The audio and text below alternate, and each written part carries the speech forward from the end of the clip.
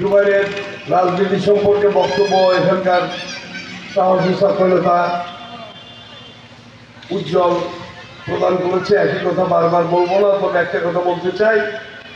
এখানে আমাদের মাঝে গোপালপুর উপজেলা বিএনপির প্রাণ খন্দকার জাহাঙ্গীর রুবেল সাহেব উপস্থিত আছেন, অন্যান্য নেতৃবর্গ, হাতেম ভাই সহ অনেকের নাম বলতে পারবো না, আনসার সালাম অনেকেই আছেন, নাম বলতে পারবো না, সকলকে ধন্যবাদ। তবে আজকে কৃষক সংগঠন এই গঠনের মধ্য দিয়ে ডুবাইলে সালাম পিটুর ঘাঁটি সুলতান সালাউদ্দিন টুকুর ঘাঁটির সূত্রপাত হলো।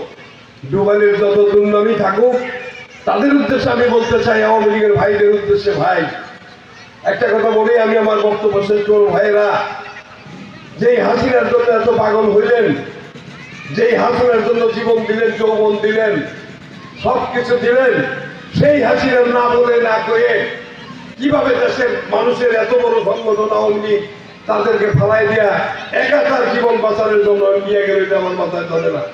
এটা বইলে যাইতে পারত নাকি বলেন আপনারা? সে বলেছিল 41 বছর 45 মিনিট সময় পায় নাই, হাসিনা ছাড়া কোনো নেতাও মানে নাই, পুলিশ দিয়ে দেশ চালাইছে। সুতরাং এগুলো আওয়ামী লীগের কথা বিশ্লেষণ করলে শেষ করা যাবে না। আমি বিশ্লেষণ সময় পাইলে রাজনৈতিক বিশ্লেষণের সবাই ডুবাইলে যখন করবো, তখন আওয়ামী লীগের যত হাস্তর আছে সব আমরা ভেঙে দেবো ইনশাল্লাহ। বুকের মধ্যে কথা অ্যাসিড হয়ে আছে পেটের মধ্যে, সেগুলো না বললে চলবে না।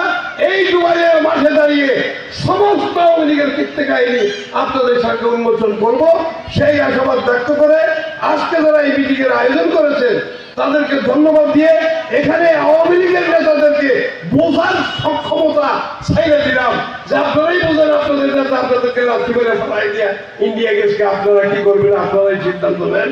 সকলকে ধন্যবাদ দিয়ে আমি আমার কথা শেষ করছি। আসসালামু আলাইকুম।